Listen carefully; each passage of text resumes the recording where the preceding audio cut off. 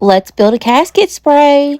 Even though we were closed this past weekend, I came in on Sunday and popped into the studio and just made this really quickly so that way we could get it to a service. It's a nice traditional casket spray, so I'm going to start off by building just a greenery base. Then I'm going to start going in with some Robellini next. You'll see that coming in now. That I'm going to be using to kind of branch out the overall shape and really get more of the form down. And then I'm going to start tucking in some lovely silver dollar just to kind of have that variety. I love to have a variety of greenery so that way you have everything like from light to dark. And this is just going to kind of separate those darker greens and also still kind of branch out and meet the form that the Robellini had already set in place. Going to keep adding these pieces in, tucking them in between and kind of separating pieces. And then we're going to go ahead and start adding in some baby's breath as well. That is as soon as I finish adding all of these pieces to the back as well. That's why I love working on a table like this to do my casket sprays, because I can work all the way around and easily see all angles. Now that I have the greenery base in place, I'm going to go ahead and start tucking in this baby's breath.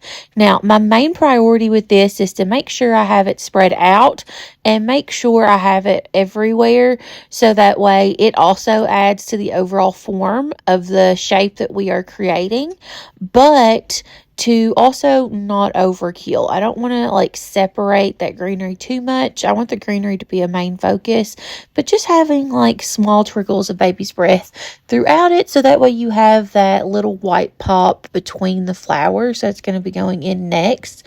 That's probably the hardest thing for me, I'm not going to lie, still with all these years, is to find a happy medium with baby's breath.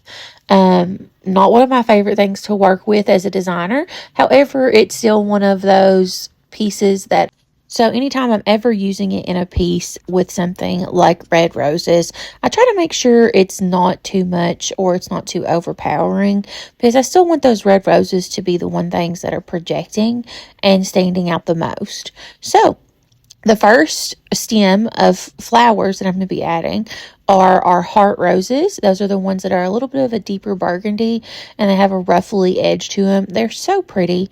And after I started adding these, I realized I didn't like my shape. I'm a little too OCD sometimes.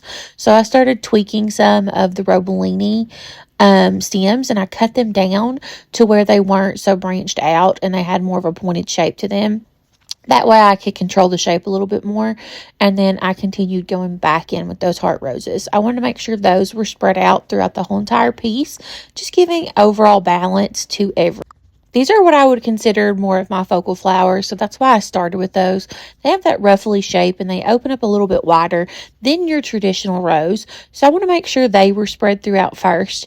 Now, the next focal flower is the one that I was kind of a little hesitant about, but I am so glad that I added it in. It was such a bright pop. Now I use these to actually create a line throughout the piece to kind of give you a visual line that draws you throughout it. Sorry, art teacher. I have to always bring my actual art design to what I create. So not only am I a florist, but I also think about like concepts of design, composition, and things like that from an artistic standpoint as well. So I use these Gerber daisies to try and draw a focal point in a diagonal line that kind of helped connect my larger pieces of greenery that I had just cut. And then last and final piece was to go in with all of those standard red roses to kind of help fill in and to fill in the shape. And then the family picked out some lovely ribbon as well that I made. And last and final step is I'm just going to walk around this baby and to make sure from every angle that we have everything filled in, that it's looking complete. I've got the ribbons cut. I'm tucking in some last and final roses just to kind of finish out that shape and to make sure every angle I'm looking and I'm seeing rose. And then I am finishing in the back right now. This is a more forward facing casket spray. However, I am adding some to the back just to kind of finish out the design. and wrap it all up. And you'll notice here at the end, I'm literally fighting with a hole that's in the back that I cannot get the greenery to fill. So I run to the cooler to grab one more piece of greenery to tuck in there, just to wrap it all up and send a picture to the customer.